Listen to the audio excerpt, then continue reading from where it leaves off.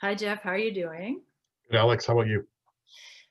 Really excellent. And I'll tell you why I'm so excellent because it's snowing in Victoria today.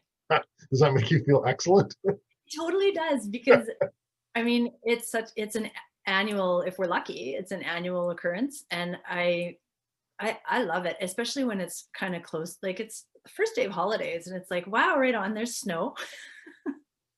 It's great. It is nice. It kind of marks some change of some kind. It's funny. I was thinking when I was walking down the sidewalk here downtown, and it was raining, and I was like, "The rain," and it turned to snow. I was like, "Oh, snow!" I It's know. exactly the same thing. It's just like frozen water falling on you, and it's like, "Oh, now it's totally fine." No, it's totally fine, and they're those big fat flakes, which, I mean, we get a lot of those when it does snow on the coast versus, sometimes in Calgary, you get that sideways nails. Yeah, yeah. No, this one doesn't hurt at all, and there's people up with umbrellas, of course, because it's Victoria. So I Yeah. think that's quite funny. Yes, all traffic will stop within the next half hour. We can guarantee that. Oh yes, and and all the snow tires will be gone off the shelves today, and it'll be great. Anyway, thank you everybody who's joining us for today's episode of School of Thought Victoria. I am Alex Van Tall, journalist, teacher, parent of a learner at Jeff's school, and I'm sitting with Jeff Hopkins, principal educator at the Pacific School of Innovation and Inquiry. Um, it's December 21st. Jeff, do you know what's significant about this day? Well, let's see, the snow, but the solstice, perhaps? Yeah, it is solstice. Yeah. It is. And so that reminds me, I should do something to honor solstice. But there's an exciting thing happening with Saturn and Oh, yeah. Jupiter. Yeah. Twitter was on fire last night with it. It's when my limited understanding is that the two planets, their orbits cross once every 20 years. So Hmm. that's big in and of itself. That's called the Grand Conjunction. So astrologers and astronomers are all watching this. Um, but the deeper, more exciting piece is that this is the first time in 200 years that they've crossed together in a different sign than what they've been in.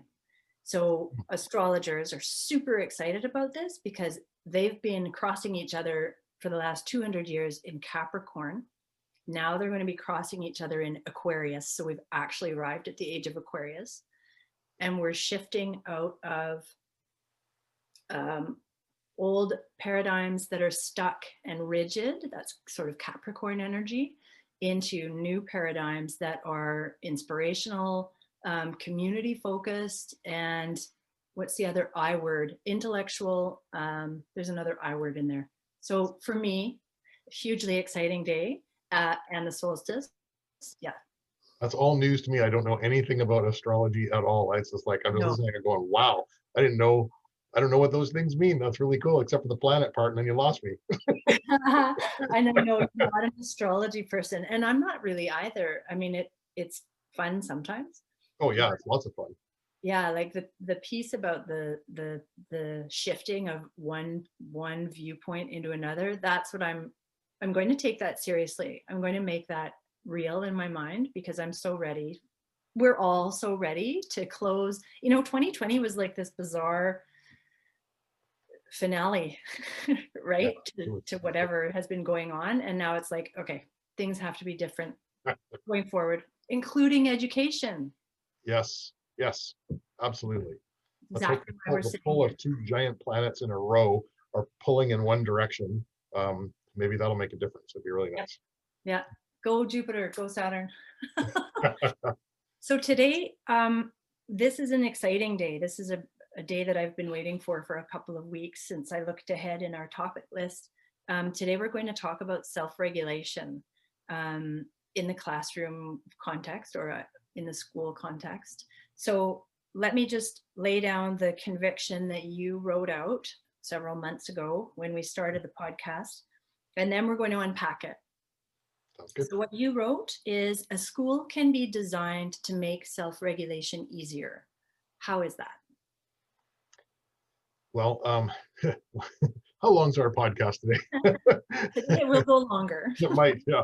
Um, there's a bunch of things that you can do with a school that this is where it really takes um, thinking beyond what you maybe know school to be in order to make some changes physically. So some of it's about the actual physical space environment, right down to the furniture, and where it is, all the way to sort of how you interact with people, the ability you give people to differentiate what their experience of the day at school is, um, and even beginning to understand why they would want their experience at school to be different depending on how they're feeling or what's going on for them in a variety of domains. So it's pretty big. It's actually one of the biggest things there is.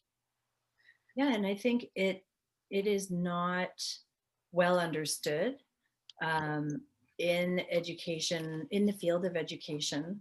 Um, when I was teaching, I imagine I had come across some of this information, but not presented in the same organized way that you shared with me as we were doing our prep for the podcast. So I just want to I want to mention the researcher who Yeah. you threw down a link to Stuart Shanker's self-reg domains. Now tell me a bit about how you came to, like, how did you stumble on all this gold? Was it from your years as a counselor? Like, where did this come from? Actually, BC as a province, we sort of stumbled on Stuart Shanker together. There was a person in a position of leadership in the Ministry of Education, and they combined with the Superintendents Association, um, found Stuart. I think Stuart might have found BC actually. He was doing a lot of work in Ontario and starting to get some popularity there. Published a couple of interesting books. One of them with a fellow named I can't remember his first name. Greenspan. I think it might be Alan Green. No, not Alan Greenspan. That's a bank person. Stanley Greenspan, and it's called From Neurons to Neighborhoods, and it was sort of about neurobiology and how it affects the way people interact with one another. And so they published, and then Stuart Shanker began to speak with schools to say there are some things you could do that could really help children, as opposed to just saying you're bad and hanging a sign on them and sending them down to the office. Right. And also parents just going, breaking down with things like trying to put their children to bed at night, and having arguments with their kids in the car, and it ending in tears and all these things. And he just said there's a real solution to all of this, and it's understanding self-regulation. So he came out to BC and presented at a couple of superintendents conferences that were open to educators around the province, then some parent conferences. Then I think he actually became a bit of a victim of his own success and kind of got pulled too many directions, retreated a little bit, and he's got a family of his own, and so he's kind of been hanging out in Ontario more than traveling. But I managed to forge a pretty good connection with him, and I've talked to him about how he does his research, and even talked about doing some research with him, having him as sort of an advisor. So I've managed to kind of get close enough to get a pretty good glimpse, which is nice. Now he's at York University, which is, Yeah, what city is York in? in Toronto, just Okay, outside. Toronto. Um, I'm not an Easterner, so that's I'm showing my lack of geographic knowledge for our universities. So now, is he a neuropsychologist? What's his background? His background is amazing. So if you look at him, he's a philosopher and mathematician, and most recently a neuroscientist. So he's got a bunch of different masters and PhDs in various things. He's a Wittgensteinian philosopher, and then and now he's a neuroscientist. So he runs a lab in York University, the Merit MEHRIT Research Lab. It's got the letters are an acronym for a person's name who donated quite a bit of money to this research, and he has been researching the neuroscience end of self-regulation, as well as, and then sort of, I guess, translating that into the practical side, especially in a school setting, but beyond that as well. Okay, so I definitely want to dig into some of his material, but do you want to give us, what would you give as sort of a basic definition of self-regulation to get us started? I think I would start by differentiating it from self-discipline or self-control, as some people kind of think that's what it means when they see the word, and that's totally understandable. But it's really about, it's not about your willpower or your ability to control yourself as much as it is um, your how much energy are you using to just function, and is there anything left to regulate yourself in emotional and social ways, um, recognizing that both of those things take an incredible amount of energy and focus. So self-regulation is sort of a catch-all for the skills, but also some practices and some habits of mind that can allow you to be, calm and present when you're in a social or a learning and social environment. So one of the really interesting things, when I went into the link that you had dropped into the Google Doc that supports this episode, I was struck by how, yeah, like how I got all the way through my psych degree and all the way through my ed degree without actually having anybody, like without learning that there is, it's like there you have a container for your energy, and if there's a certain amount of lighting in the room, part of your energy is going to be used to adapt to that lighting. If there's a certain amount of noise in the room, part of your energy is going to be adapting to that noise. And so as you need to, as your environment or as your emotional state, it sort of takes that energy out of your container, you're not left with a lot for self-regulation. I didn't know that. And when I was teaching, I didn't know that either. So I find this really, really valuable material for teachers to be learning about, because yeah, like we are all emotional beings impacted by what's happening in our environment. So yeah, like this finite, I just wrote this question down: is energy finite? I mean, philosophically, no, it's not. But practically, in this case, for a learner in a classroom, Yeah, it can be. And I think your tank can, your energy tank can get bigger, so you can learn to do things to make that energy pool bigger. But you're right, in any given time, like sort of snapshot in time, you got a tank of a certain size. And there's a whole bunch of emotional and biological things that can happen that can take you close to, using up the contents of the tank. yeah. And okay, so that's cool. You're saying that you can learn to increase the size of your tank, but also we can learn as adults, and we can help our children learn how to mitigate those things that are draining energy, or we within our classroom environments can mitigate some of those things that are going to be energetic drains for the children, so that they can then focus on the task of learning. Yes, Can definitely. I, you told me last week a really great example of how a teacher discovered that there was interference from something preventing a child. I'll remind you. Good.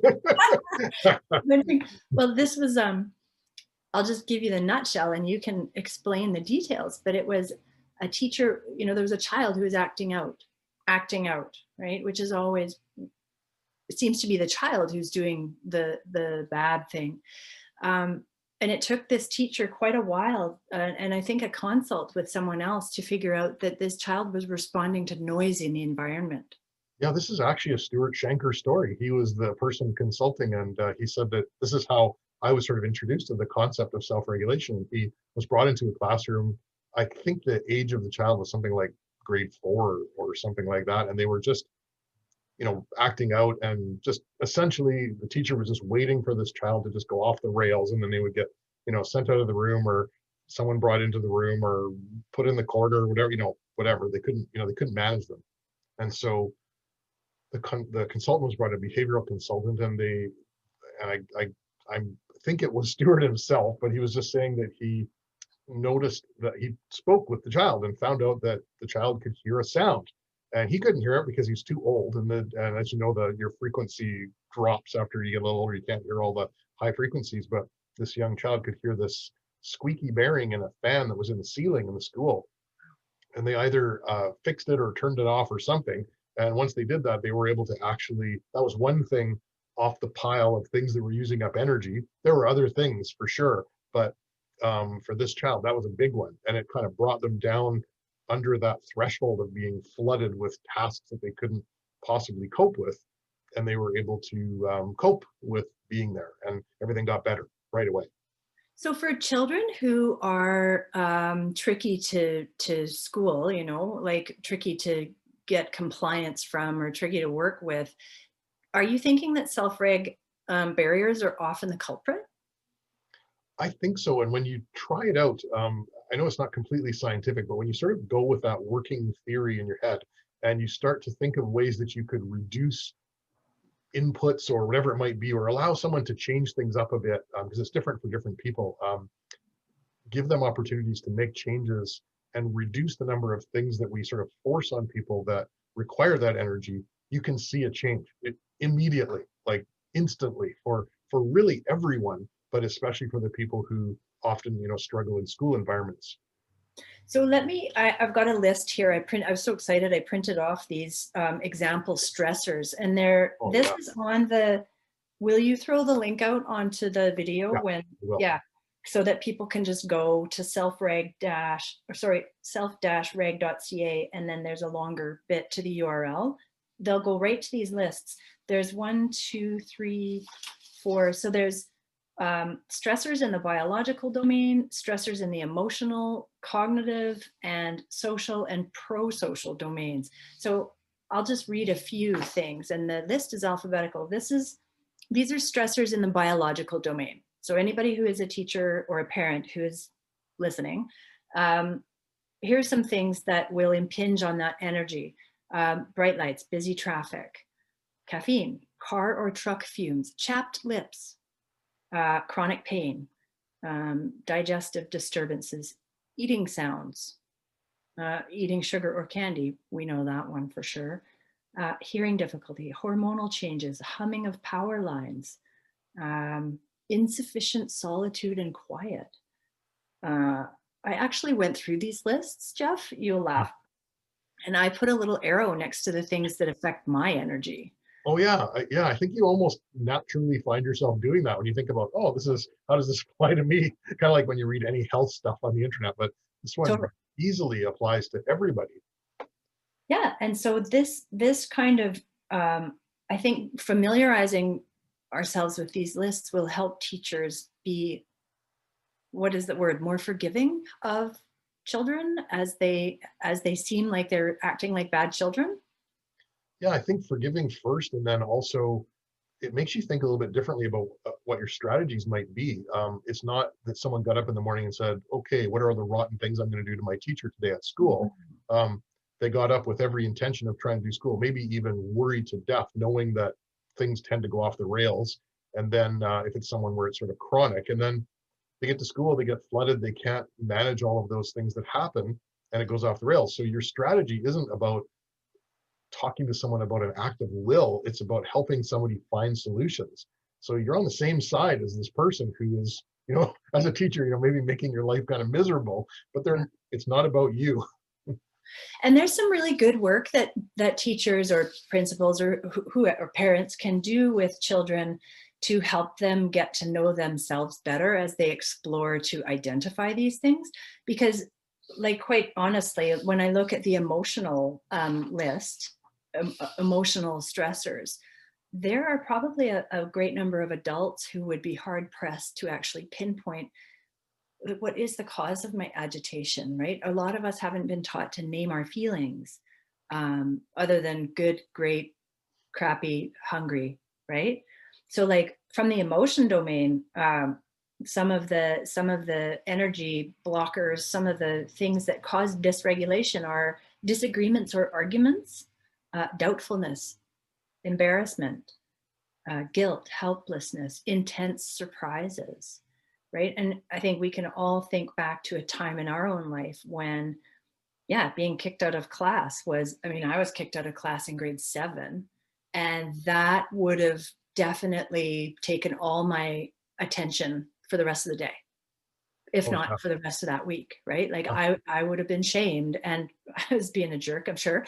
And but you hang on to that, and then now Alex has become impenetrable to new learning because she's so focused on what happened there.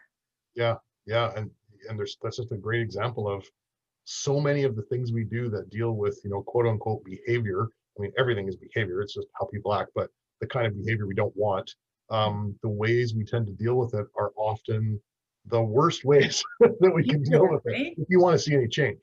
Yeah. Well, and I mean, sometimes this podcast is a bit of a confessional for Alex, the recovering teacher, but Well, me too. there, and you too. There was a boy in when I was teaching in Calgary who was I had a lot of really good strategies, but I was obviously missing a couple, and I did not know about this in his case. And so, I would have my class, and he would be disruptive, and I would engage a couple of times, redirect this and that, wouldn't go successfully, and so I would just sort of snap and out. He'd be out in the hallway, and I remember, putting him out there 3, 4 times and feeling disappointed with myself that I couldn't work magic with him. But now I just wish I could go back and be like, you know what? Like I wasn't seeing you. I wasn't at all taking your position and looking at the things in your world that were making it so hard for you to even care about French that day. So Mhm. talk a little bit, Jeff, about what we can do to be better at empathizing with our learners. Well, I think it's on a bit of a scale of possibility depending on how much you can change big things in your school or small things. So, we're lucky in this school because we could change everything. We just changed everything. But in your school, thinking about, or in your classroom, even thinking about the physical layout of the desks. How close are people to one another? Can they? Have you got your back to someone? That for some people that is a tremendous source of stress to have people behind them, and they might Mm. just need to be placed in a different spot in the room. Um, Sounds are a big deal. If the old tennis ball on the under the legs of the chairs thing that some Yeah. schools do to so they don't make a squeak sound, buy the tennis balls. It's totally worth it. It's a very big deal. Um, if you can have a little space where someone can kind of be outside of the rows and columns, if you have that kind of a classroom, if they are dysregulated, if they have a way and a place to just kind of pull out and decompress. That's really really important. And a lot of teachers are doing that now. They've created these little corners in the room where somebody can kind of get out. I want to just butt in with an example of one of those. There's Yeah, a teacher, I have no idea where I heard this story, but she has an exercise bike somewhere in the side of the room. And so when kids are upregulated or just need to burn something on, they get on the bike and pedal away and they're listening, pedaling. way they That's go. Yeah, yeah. that's such a good idea. Yeah, a couple of middle schools in BC now are being designed with exercise bikes like in the hall, like right outside the door of the classroom. So you just go out, get on the bike and bike for a little while, and then come back when you feel better. Awesome. It's really smart, and it works really well. So for if you and so that's sort of the small end of the scale. And then if you want to get to the big stuff, it's like we have no bells. We don't have a timetable. We do have things are scheduled at certain times, but that's just like meetings that you schedule to go to. It's just when we want to have a group of people together, we have to, pick a time so that everybody knows it's happening. But it's optional. And so if you want to come, come. And if it's something that you've committed to, you're probably going to come. Um, there's no bell ringing. There's no, if you're working on, I don't know, let's say you're editing a film and you're really close to being done and you want to keep going, and the thing you had planned to do was supposed to start now, you might say, I don't think I'm going to do that thing I plan to do. I want to keep doing this thing. And Mm. here, that's totally fine. But in another school, the bell might ring, or the 30 people in the room doing that have to get out because that new 30 people are coming in. We don't Yeah. do that.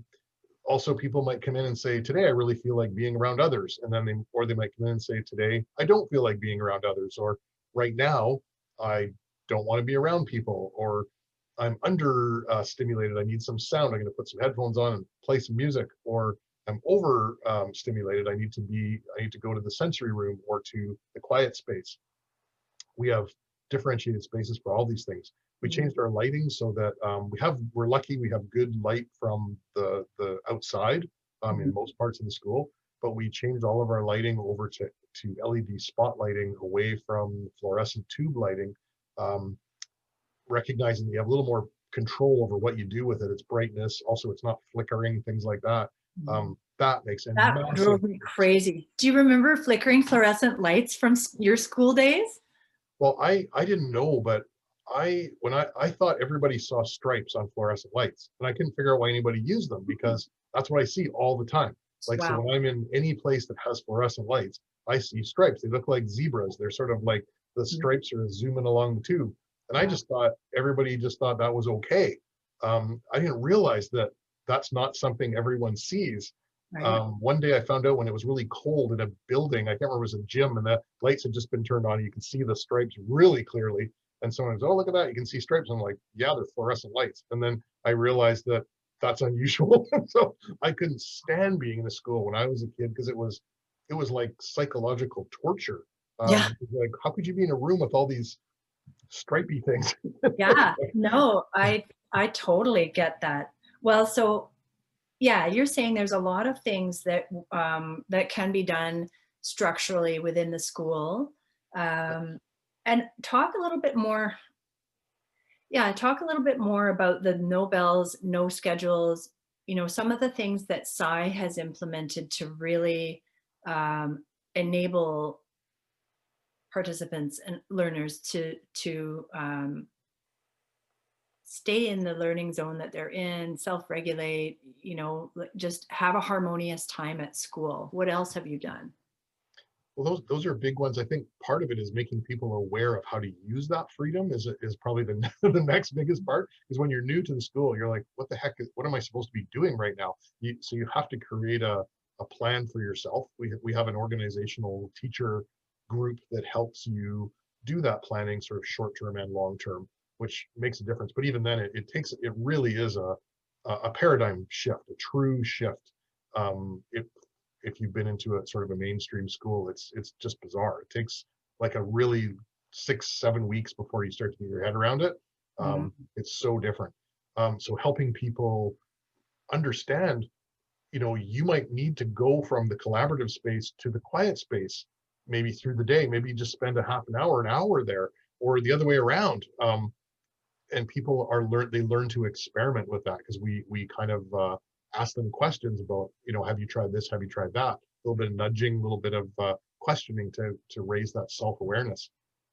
We have a sensory room that one of our learners tried as an experiment about, I guess it's now we're on year 4, so about just over 3 years ago. And they got a little bit of funding to from health to try a sort of a mental health intervention, which is, what if we had a room that was a place where you could kind of de-stimulate. We call it the sensory room.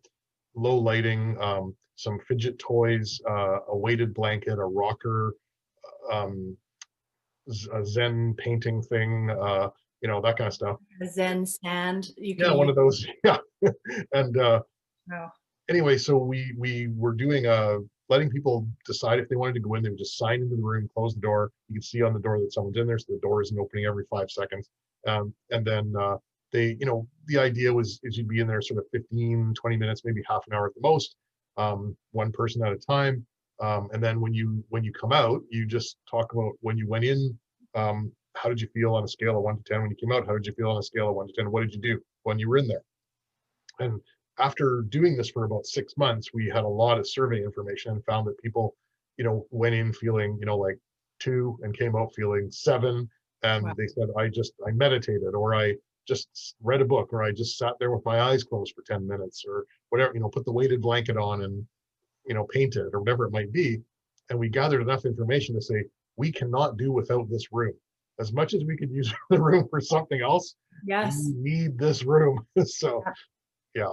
And I know when you were preparing the school for COVID regulations, Yeah, I remember visiting in the summer, and you explained to me at the doorway to the sensory room, you're like, yeah, we had a conversation about whether we could occupy this with so learners could have more space for work.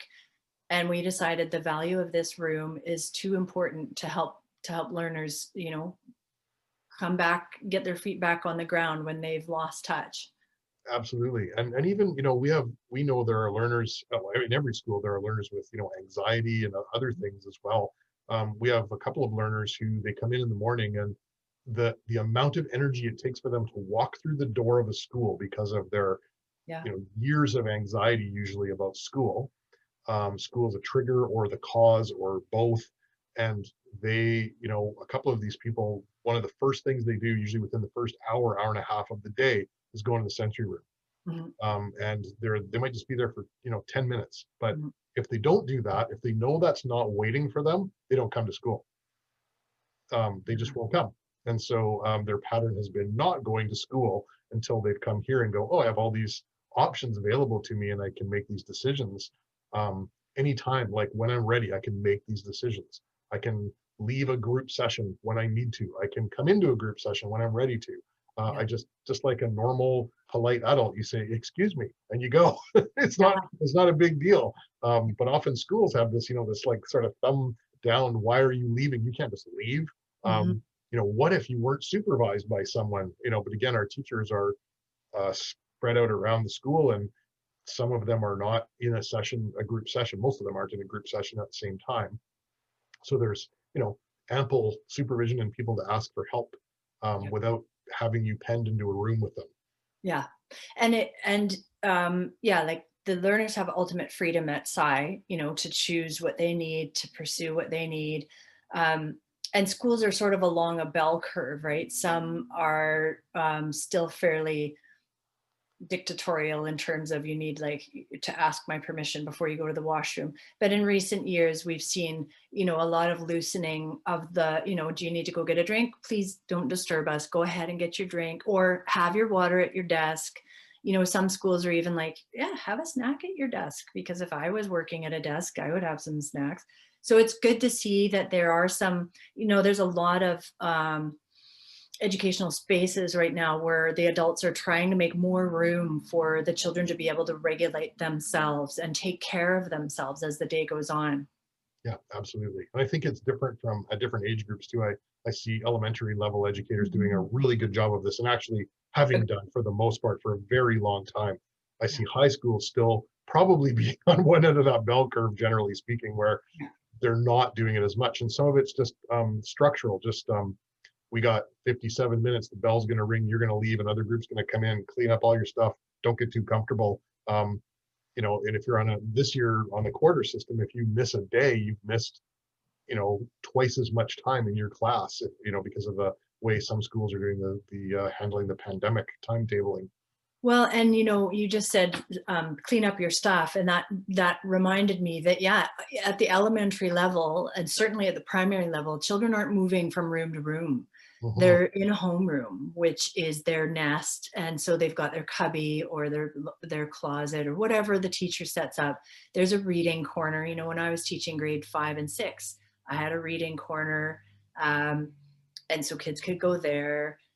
And I think as we get older, as the children get older, they go from room to room to room to room all day, which we typically don't do as adults in the workplace. I mean, there's all kinds of exceptions to that, but the in the traditional system, children kind of lose touch with having a home base, which itself can be dysregulating, right? It is, and it really is for most people. If you work in a Yeah, office environment, it's a lot of these open offices where you don't have a home base, it's really, it's hot people. desking, that's the term for Yeah, it in tech. It's hot desking. And yeah, all those open office experiments that were so exciting, like open space, open concept, not open space, yeah, open open concept, concept. Yeah. they've been shown to be 15% less effective than having people in their own space.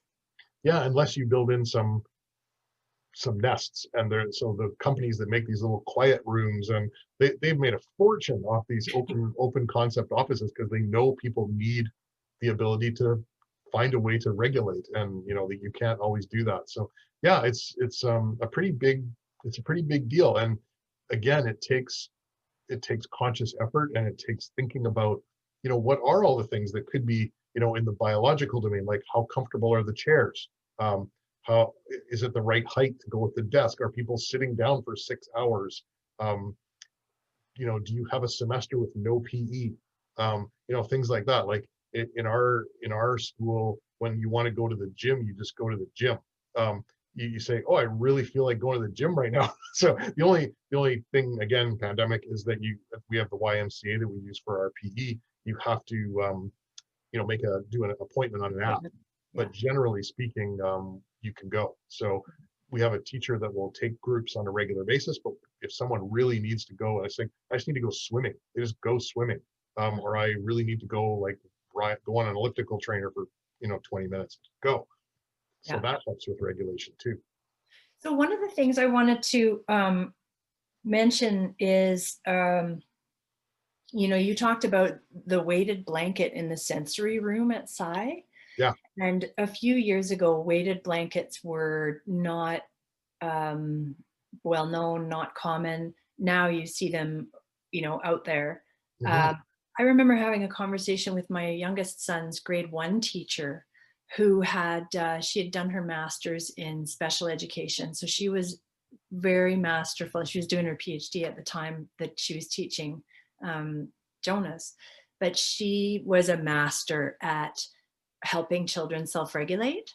And I remember during one of our conversations, she was talking about um, my son, who's a bit of a wiggler. And I am too. It's so funny. I wiggle all the time. I'm sure you've noticed. But she said, she would give him one of those curved spherical balls to sit on, to put on his chair.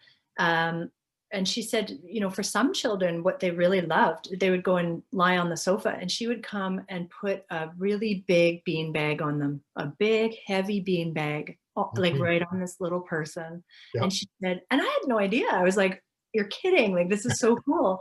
But she said, the weight just gives them peace. Mhm. Maybe it's like a womb-like thing. I don't know. But Yeah. now we see them like they're on the shelves at our superstores now. Yeah, they're everywhere. Now, interestingly, this is where self-regulation gets really interesting. You combine that with personalization. And if you put a weighted blanket on me, I start freaking out. Ha, Um, I cannot, I yeah. could not put one on for more than 2 minutes, or I would start to lose my mind. And we have kids who are like, I need to be by sound and a window. I need light coming in. I need things going on. Or I can't manage myself. I need, stimulation. And other learners who are like, put a weighted blanket on me, and um, for me, that's the wrong kind of stimulation. It actually kind of overstimulates me in Yep. kind of a haptic way, and so I can't do it. Yeah. But other people, it's like just what the doctor ordered. So it's a helping people find their own way to regulate, and even to recognize, in a particular situation, there might be a different way that they're regulating based on sort of what's going on that day or at that time. That's true. So it's contextually based sometimes. Very much so, and personalized as well. So yeah. So one of the beautiful advantages to helping children and teachers become more conversant about self-regulation is um, that it just gets people on the track a little bit earlier for understanding what helps them work. Hmm. Like back to what I was saying a little while ago about people not really being able to always know what emotion they're feeling. That's a cultural thing, right? That's a result of the us having largely gone through an education system that during Gen X's time, that's us, during the boomers' time, that's our parents, was largely insensitive to learner needs, right? Yeah, And as there's a still system. Yeah. people, yeah, there's still people out there who will say, oh my God, enough of the talk about what Jordan needs and what Samara needs. Like, let's just actually get the work done. But I think those voices are tapering now with this new knowledge coming out and being talked about, that we only benefit as we get older by knowing what helps us, and what makes us tick. I want to Hmm. um, I want to talk. I'll use another personal example that I didn't know. I didn't discover this about myself until I had children. And I was learning from a parenting expert. I'm not sure if it was a course or maybe one of the care providers at my son's daycare.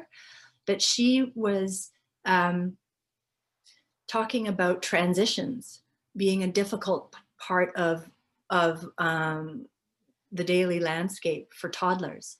And this was the first I'd heard of it. But of course, all the evidence in my world agreed, right? Like transitions when someone's putting on their shoes too slowly, we're maybe a little bit late for something, or I'm worried that we're going to be late. And I just want you to put your jacket on and zip it up and stop pointing at the butterfly on the wall, you know? And Yep. so transitions typically are when explosive behavior happens. And it is that way for toddlers, but it's also that way for some adults. And so for me, my sons now know when Moth, that's my name, I'm not Mom, I'm Moth. When Moth is in transition, like just let her transition, right? If we're leaving the house, we're locking the door, we're getting in the car, don't ask a big question, or don't even ask anything that requires a lot of focus.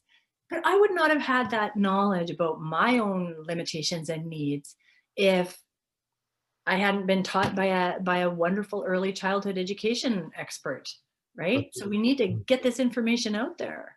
Absolutely, and it's interesting you mentioned transitions because again, in a high school, PSII is a high school, and I've been a principal of sort of a typical high school, a few of them, and they usually, the bell rings, and then, when I was the principal of a school nearby here, there were 1,600 people who all go out of one room and into another room in like 5 minutes, and it's Yeah. crazy. Like the transition it's ridiculous. Like, why would you ever do that? Why would you design a system that has 1,500 people suddenly getting up and moving to another place and then settling down again, or hopefully settling down again? So Hopefully. again, because we don't have a timetable, part of the reason why we don't have one is so that people are making transitions in a staggered way. So there might be, Mm. 3 or 4 people that are moving from this room to that room, or, turning this on or turning that off, rather than, everybody all of a sudden making a shift, recognizing that different people respond differently to the idea of transition, and having different speeds at which they can make a transition. And then also recognizing, even just from a neurobiological standpoint, that task switching that takes so much energy of your executive function. Again, if someone's using all their energy to make a transition, like you say, you might not be able to have a conversation while you're making that transition, or be asked a question or answer that question, or something else just might be overwhelming to you while you're doing it. So we just try to make those transitions very personalized as well, and not simultaneous, so that not everybody's doing it at once. Because why would you do that on purpose in a school? Like, it's a crazy thing to do.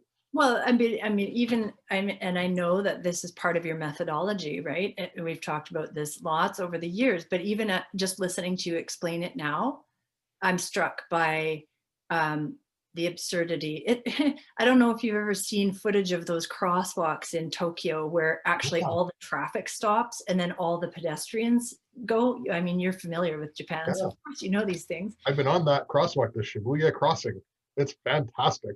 Fantastic. That's kind of the image I get, when you say the bell rings and then all of a sudden all these bodies are loosed out of rooms. They're in transition. They're going to the next place. And that when they get to the next place, they are supposed to be ready to ingest information. And that's probably accurate for maybe 5% of them. Absolutely. When you talk about having a snack too, people sort of enlightened teachers saying it's okay to have a snack. We had a learner a few years ago. He graduated about 3 years ago, and he used to come in the morning. Our school starts later too, and this is another part of self-regulation, is that we know you're more likely to be able to regulate if you've had enough sleep. Sleep is one of the biological domain things, and we know teenagers are sometimes wired in a funny way where they can't just go to sleep right away. They need to be up a little later, Yeah. and to sleep a little longer. So we try to make space for that. We don't start till 9:30 in the morning. Um, even though 9:30 sounds late, everyone adjusts, and 9:30 is all of a sudden like, oh my gosh, it's so early. It's 9:30. Anyway, I say back in my day we start anyway, but we had this one boy used to come in, 1/4 after 9, kind of get settled, get started on things, have his org meeting, plan out his day, and then he would eat his lunch right around, I don't know, 10, Yeah. 15, and a huge lunch, like a thermos and a sandwich and it's gone, like the whole lunch. And then later on, you'd have like sort of another one, another lunch of some kind. But for him, if you think about the school where you're not allowed to eat, and he would be starving. And then what would you expect from that person, around 11 o'clock in the morning, if since 10 they've been really hungry? Yeah. Um, uh, it's crazy not I'd to be mighty recognize grumpy. it. Oh yeah, he'd be grumpy, or at least he would shut down or not be able to focus or whatever it might be. And we even noticed, like, before he ate, he would have trouble focusing. He was starting to get kind of antsy and a little bit all over the place. And then he'd eat and he'd be real good for another, couple hours, and then he like fuel again. He grew like about a foot a year, but he just needed to eat. And yeah, like that would be a biological thing, wouldn't it? I'm going to jump into the cognitive domain here. I'm still looking at Shanker's list of these are example stressors in the 5 domains of self-reg. And actually, this is not Stuart Shanker's. This is from some of his scholars who prepared these lists. Yes. So good though, like in the cognitive domain. So these are things that add cognitive load, right? And take away from your ability to actually focus. Well, I'll list off the ones that I flagged for myself. Let's just be honest about this. Confusion, competing demands of work and school and kids, multitasking. I put an arrow and a circle beside that one. But I think that's for everybody, right? Multitasking. Making decisions, slow, speedy world. I mean, so many learners will have these as well, right? Some children will feel like, yeah, they don't learn when there's too many interruptions or when there's too much inferring instead of having expectations clearly laid out. Overstimulation, problems prioritizing tasks. It's actually, this is an exercise in self-forgiveness, people. So please go and download these because you will see yourself all over in here. So Jeff, when you were designing the school, you knew some of these things off the dot, right? You knew you did not want on paper. Very much, yeah. You knew you did not want bells ringing. Have you discovered some things as you've gone along the way? I think the sensory room was a find. Like I had heard about people doing that, but I don't think I realized how powerful it would be and how many people would use it on a regular basis. I kind of saw it as like almost an emergency situation, but I see now it can be a part of someone's regular day. So that was really unusual. The weighted blanket I'll never understand. It was horrible. And I like them. I don't like the heavy ones, but I'm down with that. Yeah, it's pretty good. I think the other part of it maybe was the part of it that involves helping people become aware of what works for them. Because I sort of thought, we'll create all of the different kinds of levels of stimulation and lighting and and sound, and then people will just find their place. But I think the coaching part that helps people understand what works for them was something that I maybe miss. I didn't sort of see how important that part was. And so that was easy though, because it was just like help people do that. But I underestimated how important that was. People don't know themselves very well. Especially teenagers, because sometimes they'll say it's kind of cool to say you listen to blaring death metal while you read poetry, and you're taking in everything in the poetry. It's like, well, no, I bet you're not. You might be, but I doubt it. And so to get someone to kind of admit to themselves that they might not be able to listen to blaring death metal while they do that. There's nothing wrong with that, but just what are your goals here? Are you accomplishing your goals, or are you trying to project sort of an image that isn't really working for you? So a lot of the facade drops when the young learners kind of realize, oh, actually, if I kind of want to get anything done, this is how I do it. They learn themselves. And the best part of that is that they're learning, like I said, early, so that as they transition out of the high school environment into university, they can advocate for themselves and or take care of themselves. And they, you just said something about that made me think about people's shame in admitting some of these limitations. That's really pervasive out there, right? There is this grind culture. There is this, we uphold the busy schedule. We love the idea that we can get it all done. And I think as people are oriented to their needs for self-care and self-regulation as they get older, they're going to be more able to openly discuss them in the workplace, not in a whiny way, but in a way of like, yeah, no, I like natural light. I know for sure. I know for sure I need to have a couple plants around, and I'm not going to show up at 7:45. I'll be here from 10, but I'll work till 5:30. Yeah, it's sort of like it, almost the, not a whine, but like, if you want to get the most out of me as an employee, here's how to do it. Like, I will be so on if these things are happening. It's gonna, you're gonna get, it's gonna be better. It's funny when you've said forgiveness a couple of times, and it made me think about something that might be worth mentioning, which is, when you understand self-regulation, it's not about lowering any expectations of people at all. Mhm. It's just about recognizing that people need support, and that you can do a lot to kind of mitigate things that are adding a load, or recognizing when a load is being added, and thinking about what you're doing as a teacher or someone else in the school who's making decisions. So you're not saying, I'm going to demand less of this person, academically or whatever. You don't have to do that. So if someone's listening to this going, oh yeah, this is another, flaky, water everything down kind of thing. So no, these are adaptations, not modifications. And in edu speak, that means you're changing the way you're helping someone demonstrate the learning, but you're not changing the level of learning that you'd like to see.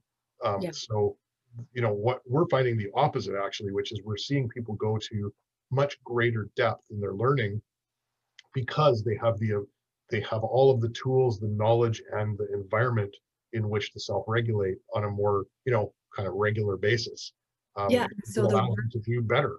that's exactly it. The work that comes out the other end of the pipe is stronger, more authentic. There's more engagement with it. Like, it's a win all around when we're taking good care of ourselves.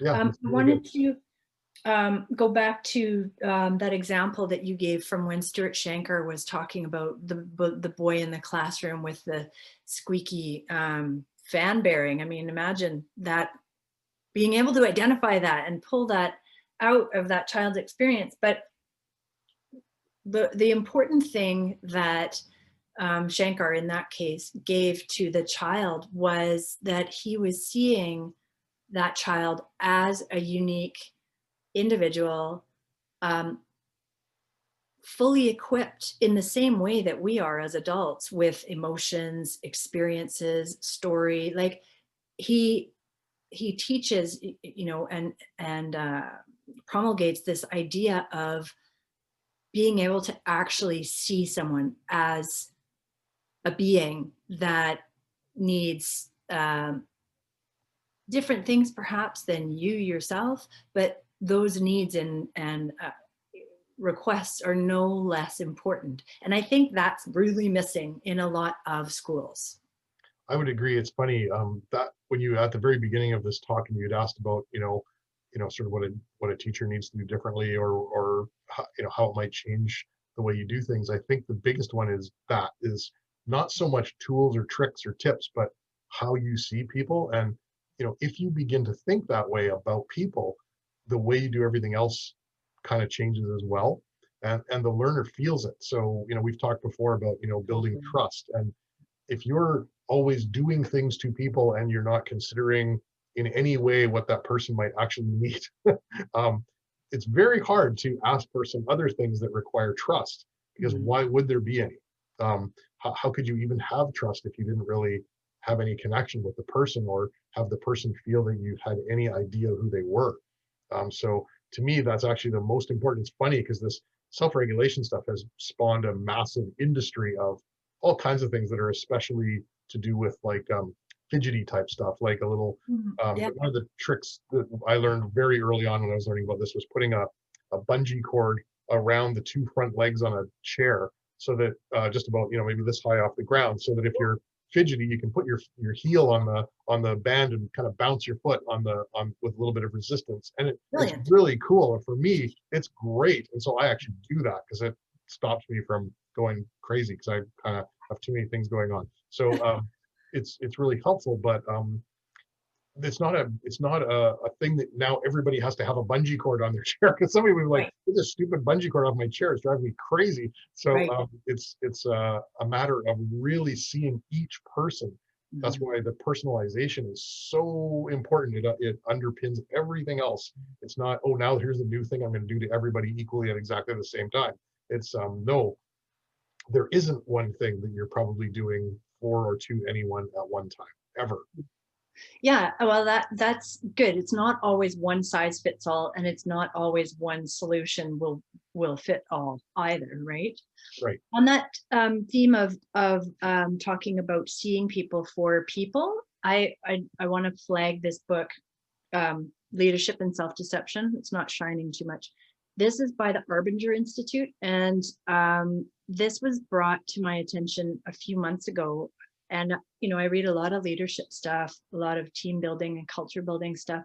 This had been off my radar. It's not commonly talked about, but it should be, because it's all about, and it is told in a narrative, so it's sort of like a story, but it's all about the difference when you make that one tiny shift from looking at people as objects, which most of us are wont to do much of the time. But when you shift and look at people as equal, right? I am human, you are human. Here are my needs. What are your needs? It's a total game changer in the classroom and in real life. Yeah, absolutely. It's so true. And it's not difficult, but it's something that a lot of people haven't done before, Yeah.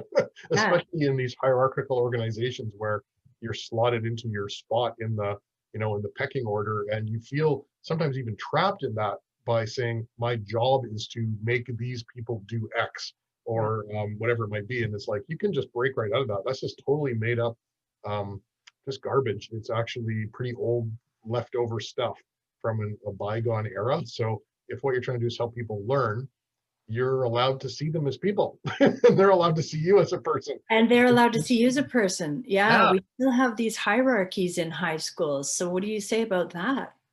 Well, this gets into that stuff like, do you let the kids call you by your first name and all that kind of, that is just totally irrelevant. It's like the biggest red herring. I think it's Mhm. about, what are you comfortable being called, and what makes the most sense, and how do learners want to refer to you.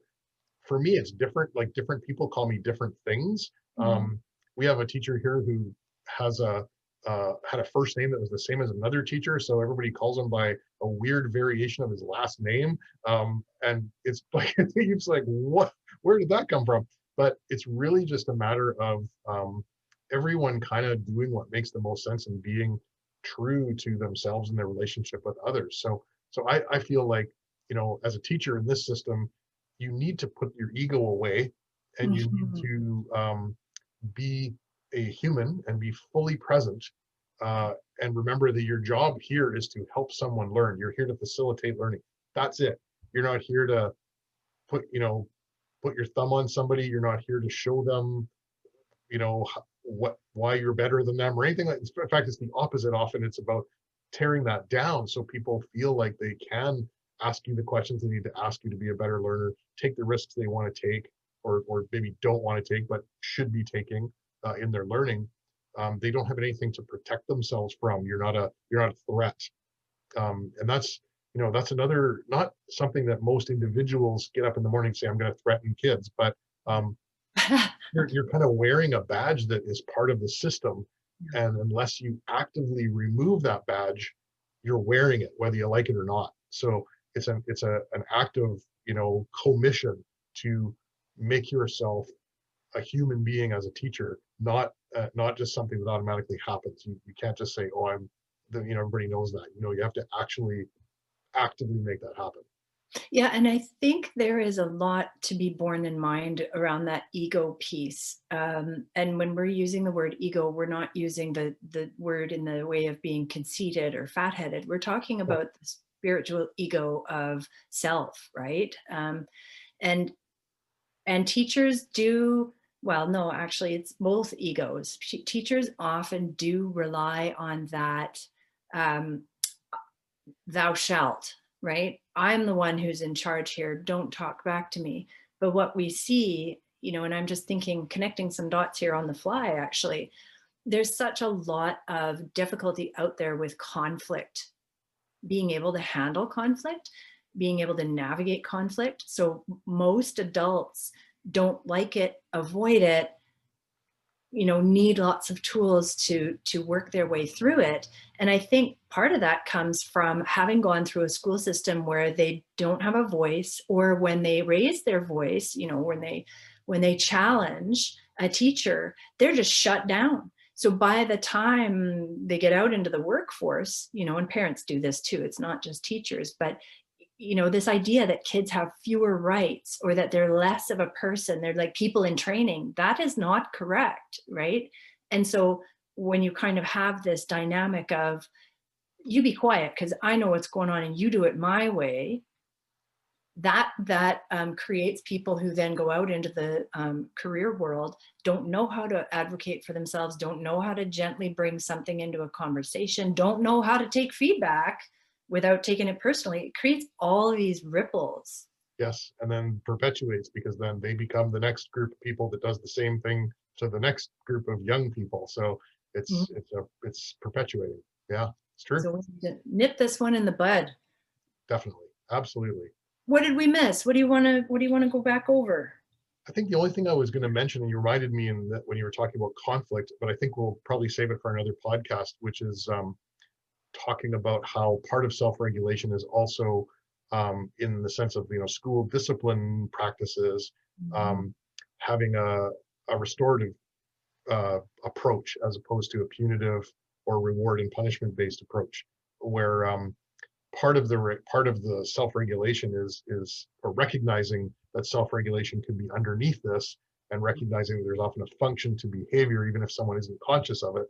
The way you address misbehavior or behavior you don't want people to be doing is different than just saying you're suspended, and when you come back I'm sure that all of your regulation needs will be met. I'm not changing anything, but I'm sure everything will be better because we sent you home for 3 days. Highly unlikely, and we wonder why there's such a high recidivism rate in schools where they use punitive approaches, and it's because you haven't done anything.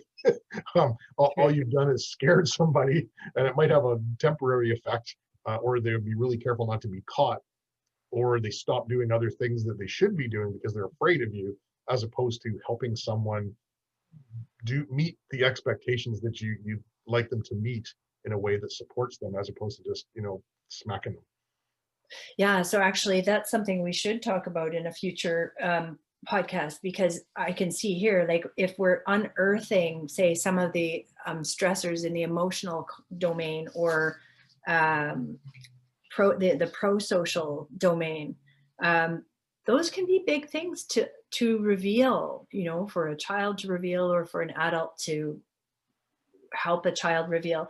And so those might be beyond what a classroom environment can adapt to, or what a teacher can accommodate. So yeah, there's a lot of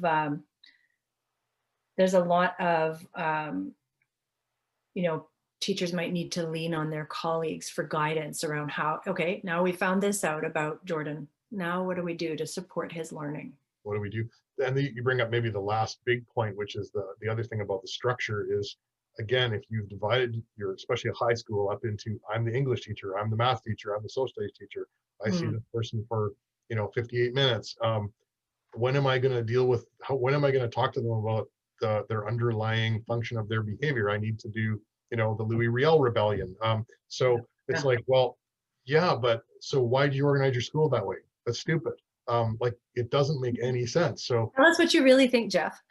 I know I should, but I mean, I know I shouldn't say that it's stupid, but it's starting to become stupid as we realize, as teachers especially, you cannot possibly do the things you need to do all of these scientifically proven interventions and methods that are going to make learning better for your learners and make your job better as a teacher.